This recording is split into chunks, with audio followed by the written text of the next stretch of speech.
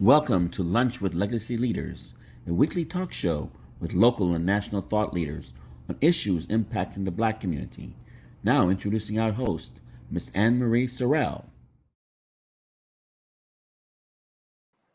Good afternoon and welcome to another episode of Lunch with Legacy Leaders. I am your host, Anne Marie Sorrell, President and CEO of the Mosaic Group.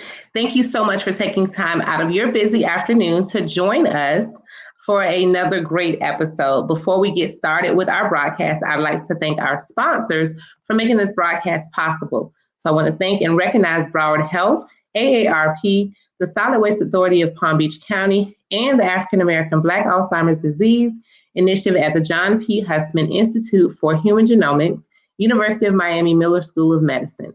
If you or someone you know is experiencing loss of memory or memory problems, please contact their research team for more information at 877-686-6444. Now, joined in the studio with me today is Chief Richard M. Clements, who's the chief of the Miami Beach Police Department. Welcome, Chief Clements. Thank you. Good afternoon. Thank you for joining us. You're quite welcome. Thank you for the invitation. No problem. Before we get started, I'm just going to formally introduce you to our audience just by reading your brief bio. So just bear with me for a moment.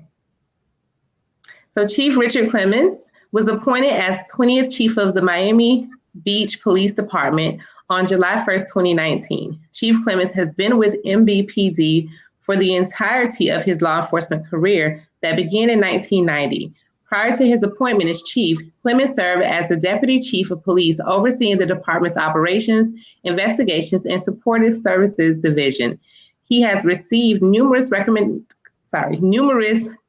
commendations and certificates of appreciation throughout his career and holds a Bachelor of Science degree in political science from the University of Utah, with professional certificates from Northwestern University, Boston University, and the Federal Bureau of Investigation's National Academy. He also serves as a sniper on the department's SWAT team for 16 years. In 1995, Clements suffered a gunshot wound in his thigh from an armed subject. While injured, he returned fire and struck the subject, who later received a 30-year prison sentence. Known for his passion and vocation, Clements' family is rooted in service, with 3 generations of MBPD officers, including his father, brother, and son. So welcome again, Chief. Thank you. So you have a very, very busy weekend ahead of you this Memorial Day weekend on Miami Beach. Yes, ma'am. We should.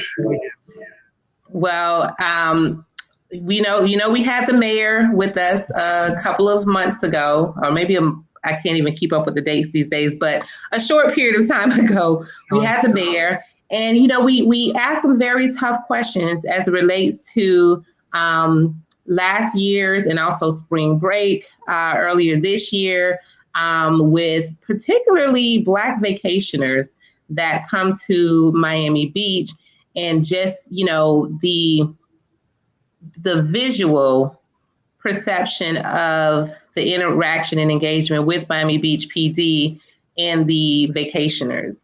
And so we wanted to get an update from you on what are, the plans that you have in place for this coming weekend, so that we hopefully don't witness, especially on social media, what appeared to be like a war zone. So can you please just help us understand what are some plans that you have this weekend for the beach goers and party goers and event goers on Miami Beach this weekend? Anne-Marie, that question is such a tough one. I'm getting a lot of feedback. Okay. We had an extended spring break period this year. It was 8 weeks. And we were the only place open really throughout the country. And people needed to get out. I mean, people were pent up for a long time. There was a lot of incentives for people to travel during that time. And they came down to South Florida. They wanted to be here. And we had our hands full for again, 8 weeks. The goal during that time really from our perspective was visibility and making sure that we were there and that we interacted with people and kept them from making a mistake where, maybe behavior then led to a criminal act. And for the most part, we felt that we were very successful doing so. Now, during those high impact weekends that we had, and that coincided with college spring break, and a majority of the colleges that were in the southeastern part of the country actually came down here during that time. We went ahead and utilized our Goodwill Ambassador connections with Miami-Dade County and our own City of Miami Beach employees. And I'll tell you, what we've learned during spring break was to depend on them more. And you asked what we're going to do for Memorial Day weekend. That's a little bit different than what we did last year. We are going to put more Goodwill ambassadors on the street, in an effort to be able to get that message across. And that is, hey, come down, have a good time. We want you to do that, but we want you to be responsible while you're doing that. And moreover, we don't want minor situations to evolve into a major situation where, a serious action is taken, and there's a potential serious injury or loss of life. And that's our goal. We just want people to come down here and be safe. No, absolutely. Now, can you elaborate just a little bit more? And I know you touched on a little bit about the Goodwill ambassadors. Take me through the weekend of a Goodwill ambassador. If I want to become a Goodwill ambassador, what is my weekend? Well, what is my weekend? How am I prepared for this? Number one, as a Goodwill ambassador. So how do you prepare to Goodwill ambassadors, number one? Number two, what are the expectations of the department of them? And then how do they also safeguard themselves too? Because, we want to also be realistic that there's two sides to this coin. There's the public safety side in general to make sure that all vacationers are kept safe. And then those who are helping to keep vacationers safe, making sure that they're kept safe. So if you can kind of talk us through the Goodwill Ambassador program. Sure. The most important part about the Goodwill Ambassador program initially is volunteer. You have to have a mindset that you want to be out there and you want to be representing not only Miami-Dade County, but also Miami Beach.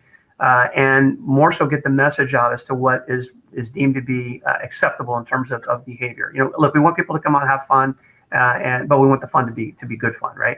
So they have to understand, meaning the ambassadors, that they have a limitation on what they do there. They're not going to engage people that are involved in a violent confrontation. They're there to just deal with behavior, things like I said earlier, that can get to the point where now all of a sudden a crime occurs, and we don't want that to happen. So we train them on de-escalation, and really the most important thing that we train them on is talking to people and just getting people to realize that they might not want to do that, that there's certain issues associated with the behavior that might eventually end up leading into a situation involving law enforcement. So for example, people that are walking around with open containers, maybe consumption of certain types of narcotics that may be okay where they're from is not okay here. And what we're really looking for in those situations is compliance, and that is to understand that those rules are in place, and that not only is the department, meaning the police department, responsible for enforcing those rules, but also there's an expectation on the part of the people who live in Miami Beach or work in Miami Beach that we're going to do that. But we think there's a good median to that, and that is go up, explain the rule, and more oftentimes than not, people will go ahead and comply with that. We've also found that the deliverer of that message, the Goodwill ambassadors, it's often better received. So why not take advantage of that when it's something of that nature? So what can the Goodwill ambassadors expect? A lot of walking.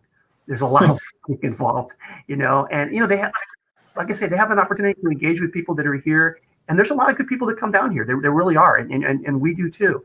But like I said, with every crowd you have, regardless of what time of year it is, you're always going to get people within that crowd that don't necessarily want to be down there for those reasons. So we depend on them heavily. We want them to go out there and represent, not only the county, but also the city in the best light, and really to show, what Miami Beach has to offer everyone who wants to come here and be a part of this weekend. Now, is there identification that the Goodwill ambassadors have? Do they have a T-shirt, a lanyard? I'm not thinking they have a color T-shirt for sure. That identifies them as a Goodwill ambassador. And by the way, part of that also is we embed representatives from the Miami Beach Police Department in there to make sure that we take care of them. We do not want to see any of them get hurt. We have been very fortunate since we've incorporated the Goodwill Ambassador Program into our Memorial Day planning. We've had no one, and again, I'll knock on wood and I'll say a prayer, as we go out into it. We've had no one get hurt. And I think that, that's critical. We got to take care of them. We got to make sure that they're okay at the end of the night. Absolutely. Now, what other measures are you putting in place for this weekend? Well, all of our officers are working. We're going to make sure that we have more than abundance out here when we deem it to be the busiest, okay, which is in the afternoon, early evening hours. We do have the show that's going on. We have the National Air and Sea Show that goes on, and the hours from there are 11 to 4:30. So we have to facilitate the people that are coming here to watch the Air and Sea Show leaving the beach and either going home or maybe going back to their cars, and then the crowd that we're expecting to come in, for Memorial Day weekend for the other opportunities that they have within the city. So you're going to see lots of officers out there. They're going to be, scattered throughout what's considered to be our entertainment district, or as the mayor refers to now as the Art Deco Cultural District. And making sure that we facilitate a smooth traffic flow. We're doing everything we can to avoid gridlock by putting in a traffic loop. We're encouraging people to get there early, park in the garages, find parking, Uber if you have to, and really for the most part try to avoid coming in a car, because again, we're 7 square miles. We can only put so many cars in the area before it becomes gridlock, and then it becomes a public safety issue because we can't traverse going either north or south on the island. Fire rescue has a difficult time. So those are some of the measures that we'll put in place as well. Now, is there a way for people to get this information prior to coming there? Is there, if they booked a reservation with the hotel, is the hotel sending them information in advance, or how are they getting the message prior to, and then once they arrive within Miami Beach, downtown Miami, and the surrounding area? Sure. They can go to the website. Not only does the city have, the event earmarked, but then they also talk about, where, that there'll be certain areas that we coin off or I don't want to say block off because it's not really blocking, but we're screening, and that's our residential area. That's adjacent to our Art Deco Cultural District. And the reason we do that is because, again, there's only so many parking spaces that are affiliated with that. We have a lot of apartments and condominiums that are located in these areas. And what we try to do is screen people that are coming in for the event, direct them towards the parking garages, and then have tell them where the event's going to be, or for that matter, if they're looking to go to a particular location at night, tell them where they can park in conjunction with that. But we're keeping those spaces available for people that need them to park adjacent to their apartments and all that. Our goal, once again, once it starts getting busy, and it's going to get busy early, is to really facilitate a process by which people can come in, if they can find parking within the parking garages. And by the way, the city's going to do a really good job of that as well, is identifying where the parking spaces are within the city to go and park, and then subsequently walk over, to wherever it is that you're looking to go. But we're looking to do that. They can go on the city website. The city will have the National Air and Sea Show information there. They have a map of the actual layout and the footprint of the Air and Sea Show, because there's an interactive type of I want to call it like a village that's set up that's on the west side of the berm, away from the viewing area, where people can go and they can kind of look at some of the displays and the things of that nature that again the people that are fascinated with the military and military science will get a really good feel for what the military is all about. And I know that the military really looks forward to this weekend, because they say that their recruitment efforts go up, and their successful recruitment goes up within the confines of this particular Air and Sea Show. Now, just out of curiosity, how many or what percentage, if you know, of the usual Memorial Day weekend college students, young people, millennials, particularly Black vacationers that come down for the different concerts, events, etc., or just to walk along Ocean Avenue, how many of them actually participate in the Air and Sea Show? I don't know. I can tell you that traditionally what we've seen is that more people start coming out on the Ocean Drive around 2-ish, right? So the Air and Sea Show is still going on at that time, and I would think that people stop and look, and they may even walk out on the beach and put a towel down and sit there and watch the show itself. I've seen a lot of locals, a lot of people that live on Miami Beach or maybe even live in Miami, who come here for the day, and they like to go in and actually watch the show itself. but I don't know about percentages. It is a young person's venue as we get later in the evening, and by that I mean it seems to be more people that come out, and I think they're there for the clubs and for the ambiance of Ocean Drive at night, and again that's where we're at, and the bulk of our people are there during that time, and we just want to make sure that it's a safe environment for them to enjoy. Right, and so the reason why I asked you that question, Chief, is because there's definitely, I heard how people that's coming for ARNC show can get information and be prepared of what to expect. But what I didn't hear was how do people that are coming for the nightclubs and, just the parties, the concerts, etc., Right. how are they getting their information in advance to make sure that they know exactly what is happening, what to prepare for, what to avoid, etc.? Well, as far as the concerts, there are no concerts that are sponsored specifically by the city, as it's been traditional not to do with the weekend itself. The social media right now, as it pertains to the Memorial Day planning, there's all types of events that are out there, and the kids know where to go, and by that I mean they're getting the information probably quicker than we are. So the locations to go to at night and where to go. We've seen that, and again, I can tell you that a lot of these are ticketed events that they do go to. They're promotions, and I know that the National RNC show basically is only advertised by them, okay, and by what they're putting out on social media, and then the city basically goes ahead and puts out information as it pertains to just that particular event. But again, there's a ton of stuff going on in the city that weekend. Again, from locations that are open up, the dance halls that are open up, some of the things that are going on the water, with some of the charters and things like that not necessarily going out of Miami Beach, but Miami, are also available to people. And really for the most part, we're monitoring that to make sure that we're there wherever these events are, to make sure that people, that are going there, remain good and that they enjoy that location for what it's offering. Okay. So you've been with the department for quite some time, Yes, your whole career, as stated in your bio.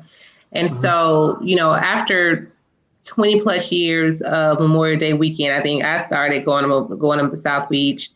I hate to age myself or date myself, but I think it was about 18 years ago. The first time I went to, or probably more like 19 or so years, or 19 or 20, yeah, not 20, but about 18 years ago, it's the first time I went and hung out on South Beach. And at least for 3-4 years in a row after that, my girlfriends and I rented, hotel rooms and cars and went and hung out. So after all this time, why has there not been a more progressive plan in place to address Memorial Day weekend, considering you have such a mixture of audiences on that particular weekend, and unfortunately the optics over the last several years has been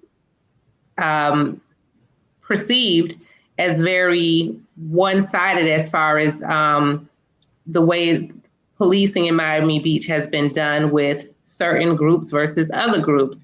But more importantly, I know you said the city doesn't sponsor any events, but one of the things that we've been asking as a community, especially for the last couple of years, is why then has the city of Miami Beach, and we asked the mayor this question, but why then has the city not made a more concerted effort to organize this weekend a bit more, working with promoters, nightclub owners, whoever, to make this weekend a bit more organized, so that way in your case with the police department, things can be a little more synergistic in your coordination as far as policing goes. Do you have any thoughts on that? Well, I think when you let Memorial Day stand on its own over the years, I think it was a police event. Again, we were there for visibility purposes. We were there to ensure that everybody came and really, for the most part, try to have a good time and go home safely.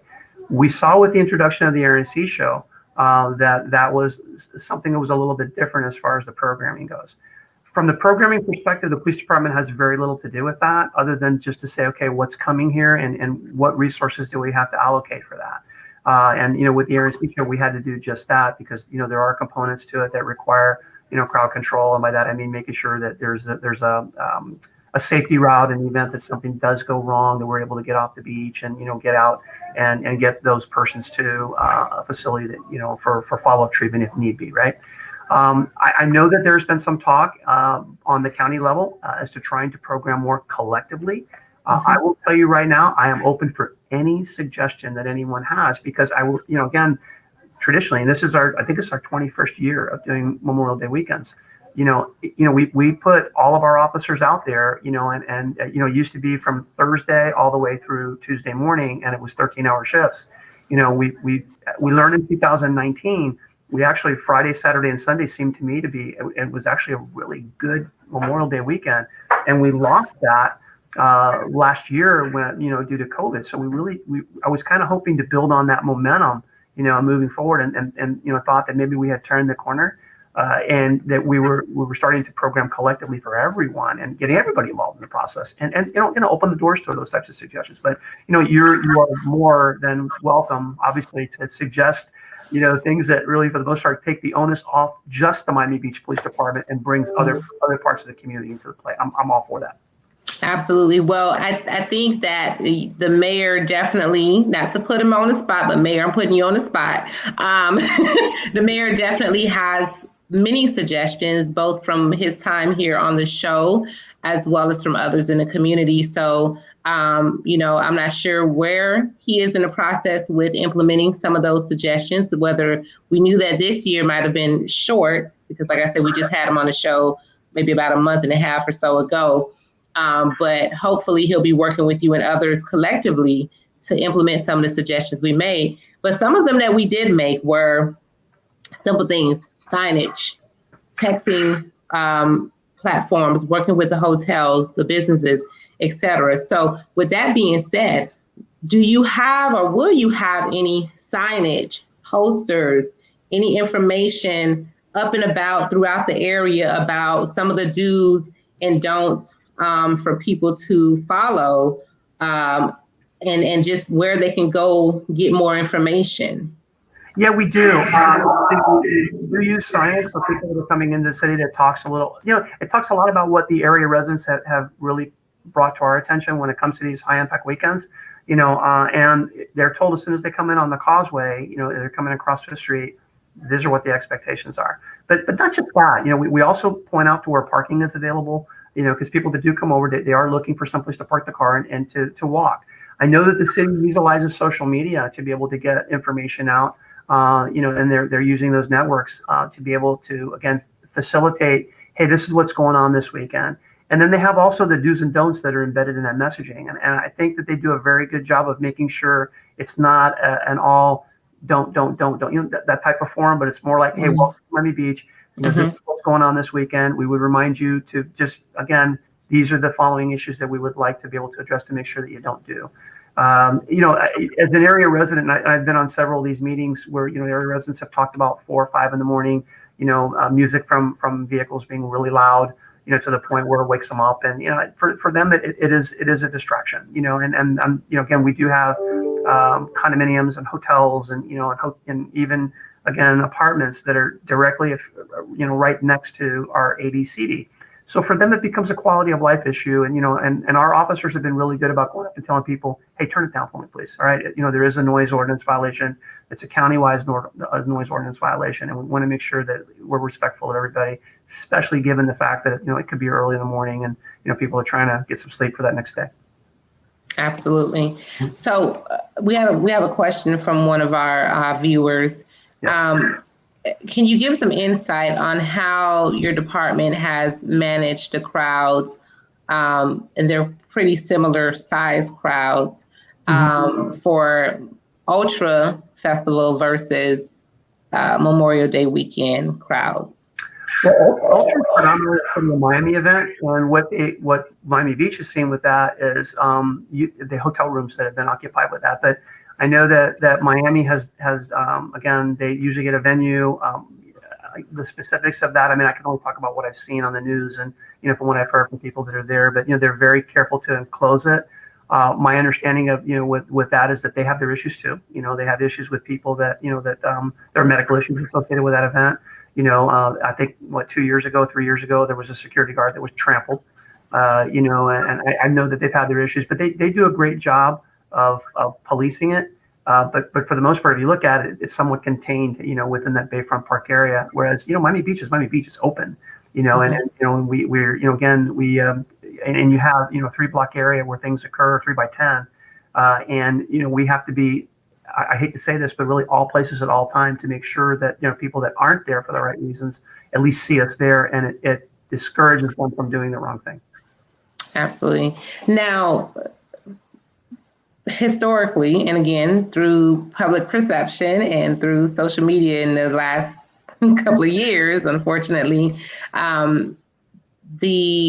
it shows the Miami Beach Police Department having this reputation of being heavy-handed when encountering Black visitors for the weekend.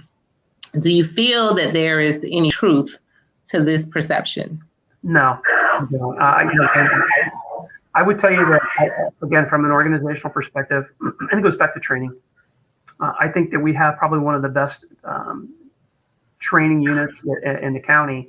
And, it's not just all about tactical components. It's about, communication, de-escalation, understanding implicit, explicit bias.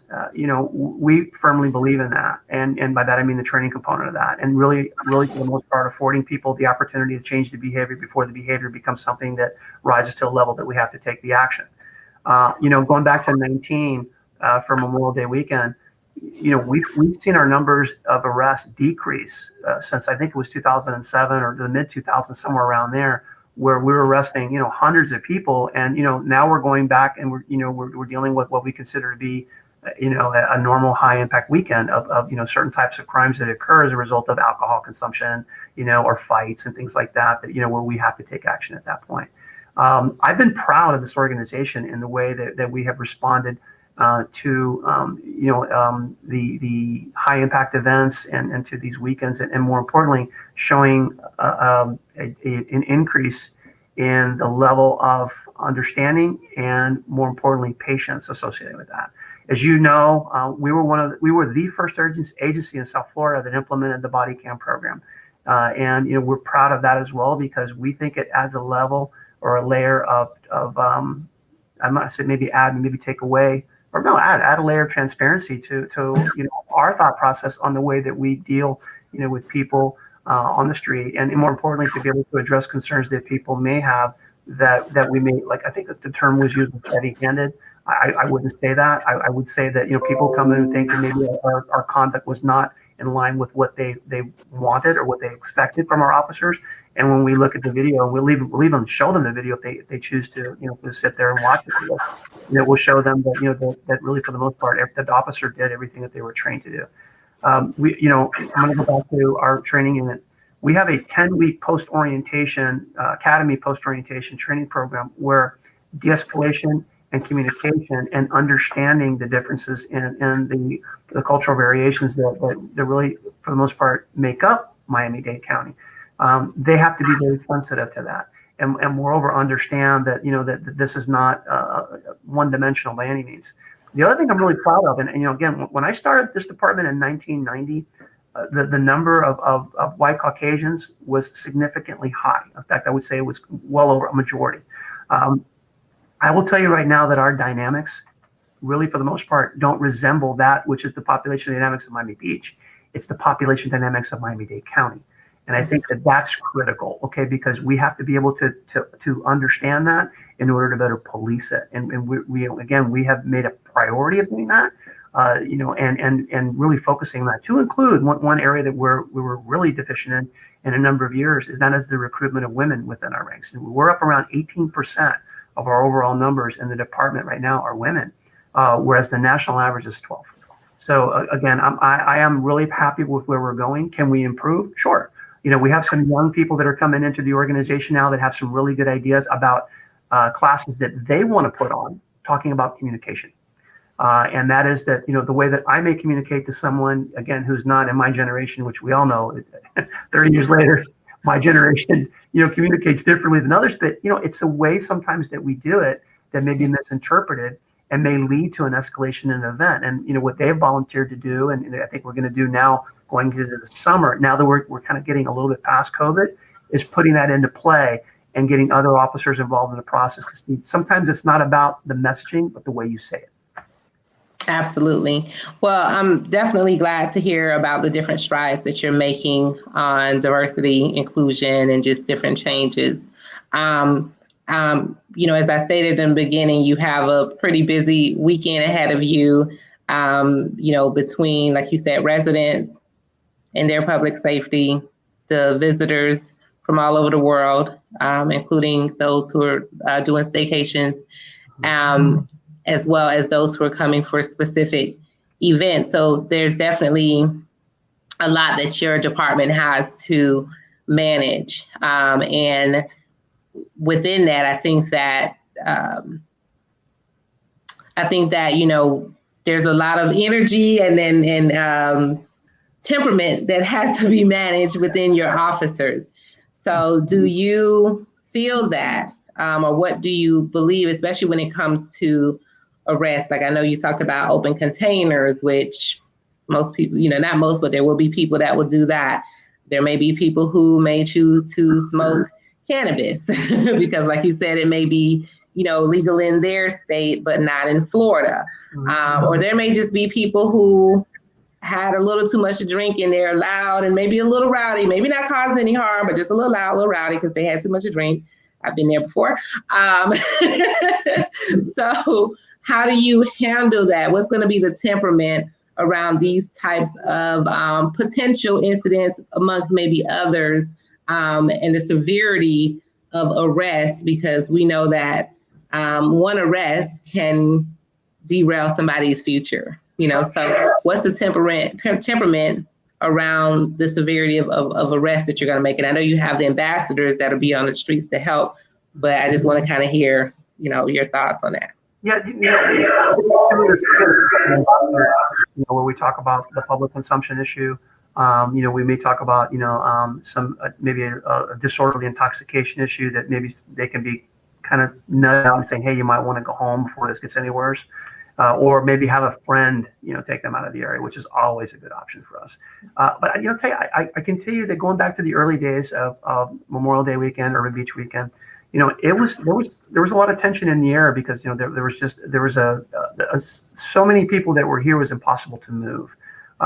Through the years, I think that we've been able to mitigate that and navigate that to where we realize that this is a part of what we do. My officers realize that every Memorial Day weekend, that they're going to be mobilized, that there is no vacation, there is no time off. We're here. And we've become accepting of it and the policing strategies associated with it. And then I think I alluded to earlier, in fact, I know I did, that the decrease in the number of arrests, over the weekend, we've seen, a significant decrease in the number of arrests, going back, from 10 years ago. So I think we're by virtue of that, we can probably make a very valid argument that we're learning to police the event better. And that's ultimately what we want to do. I'd love to be able to get to a point where, again, this weekend we had no arrests. I mean, that's the goal. I don't take pride in that. I do take pride in taking people off the street that want to hurt other people. That's something I'm not going to tolerate. But I would love to be able to get to an event where that we don't have that issue. Now, going back to that, the adage of the open container and the marijuana consumption, we do have ordinances against each, and the officers have been very good at making sure that they convey that that when they come across someone with an open container, hey, we need to take this, we need to dump it out. You can't have an open container, and I can tell you though that most people are complying with that. Most people didn't know, and they're doing very well with it. Some people say no, they try to hold it, and they try to pull it back, and that's where the conflict comes into play. And that the officer at that point has the discretion in order to be able to make the arrest. Again, we don't see a ton of those arrests, but we do see them, and more oftentimes than not, there's a lot of open defiance to that. The marijuana, it is against the law to publicly consume it. Okay. We tell people that as well. Public consumption of marijuana is unlawful in the city of Miami Beach, and you are subject to arrest. I can tell you that our officers do a good job of walking up to people and telling them, We need to take this. They take it, they put it into property for destruction. And more oftentimes than not, people say, I didn't know. Maybe where they're from, it's not an issue. Okay, but down here, still in our city, it is.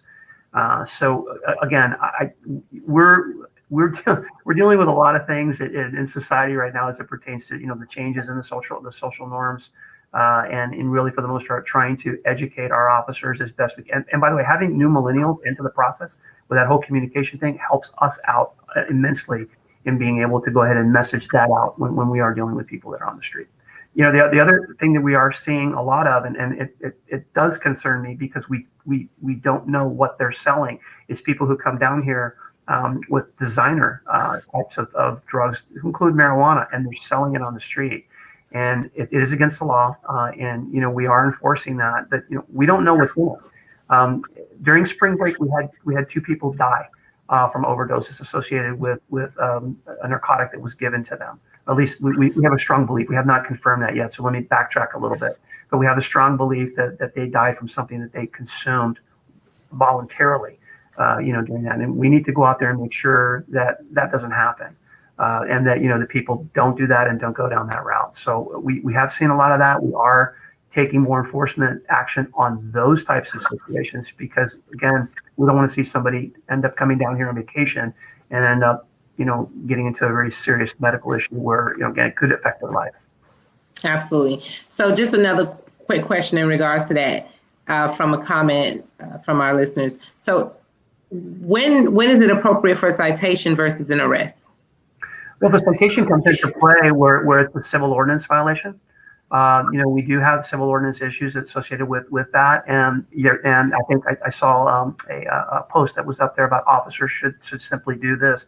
I will tell you that officers do that, and more oftentimes than not, they usually get the warning before they get the citation. We are looking at other ways of being able to go ahead and to deal with certain issues. But say, for example, I know that they're disorderly conduct or disorderly intoxication.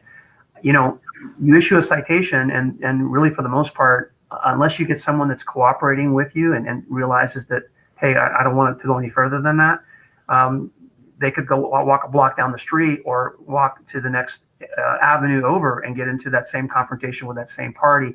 And more oftentimes than not, what our experience has been within the Art Deco Cultural District is that's exactly what happens. The police department will break up, a situation between 2 groups of people, and they will go and encounter each other, a short time later, and it just starts to escalate again. So we try to do our best in mitigating these circumstances. Again, we're not going to be able to get to them all. But again, in lieu of arrest, we do a lot of verbal warnings. We really do.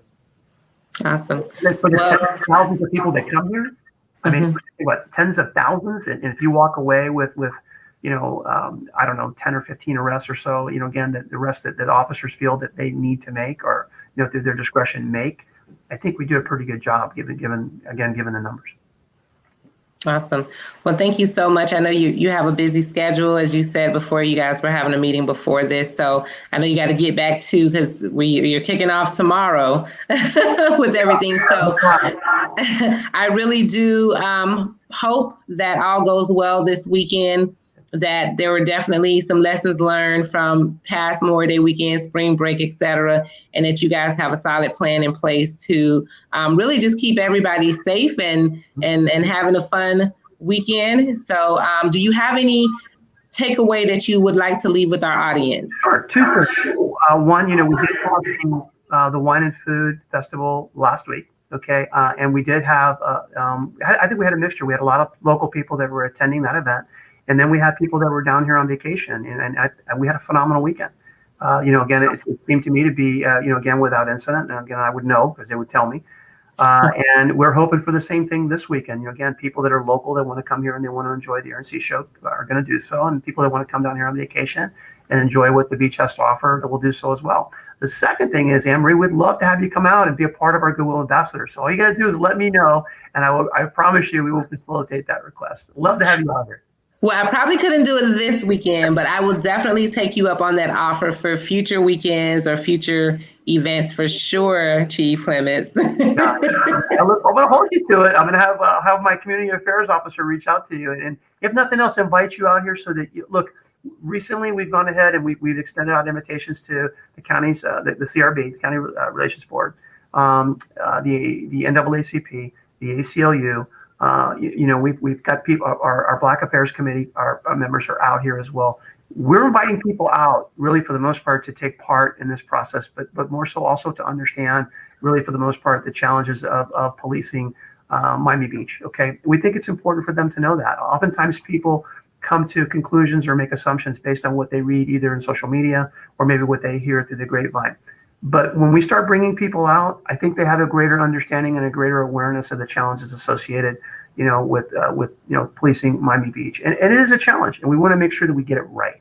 And part of that is communication and cooperation. And this venue that you're offering me today is one of those venues. And I really want to thank you for affording me that chance to at least come out and talk about my department, because I'm very proud of them.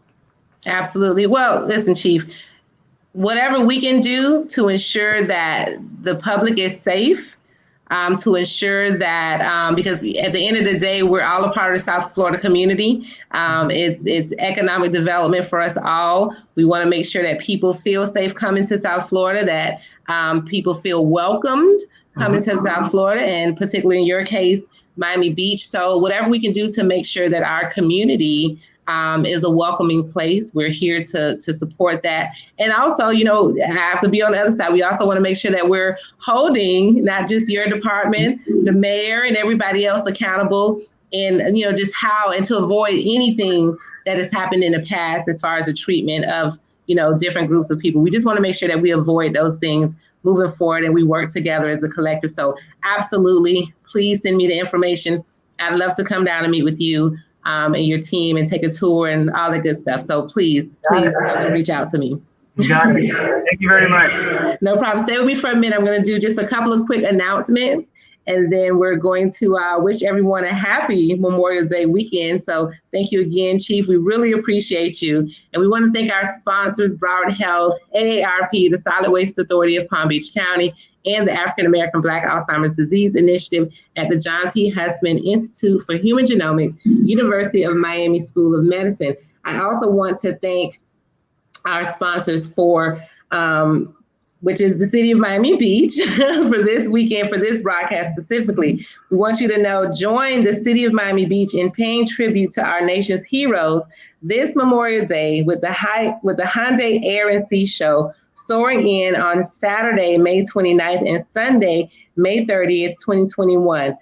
Other fun and free events include live music, art exhibits, fitness classes, and a kids zone that are sure to make your weekend memorable. The city of Miami Beach wants you to have a good time, but please remember to vacation responsibly. So thank you, City of Miami Beach. And for everyone who's available, please go and check out the Air and Sea Show this weekend. It's a fun family thing to do. And Chief Clements and his team is going to make sure that you stay safe this weekend. Absolutely. So please, for those who have not done so already, please check out our current issue, the 2021 Most Powerful and Influential Black Business Leaders in South Florida, at miamediagrp.com. And remember to tune in to our show Soul, hosted by Miss Nikki Jellin, every Wednesday evening at 7 p.m. as we disseminate intellectual entertainment on fashion, arts and culture, relationships, mental health, and food in South Florida. And as always, share this video and save the date on your calendar, and we'll see you next Thursday at noon. Thank you, Chief Clements. Have a wonderful weekend and be safe.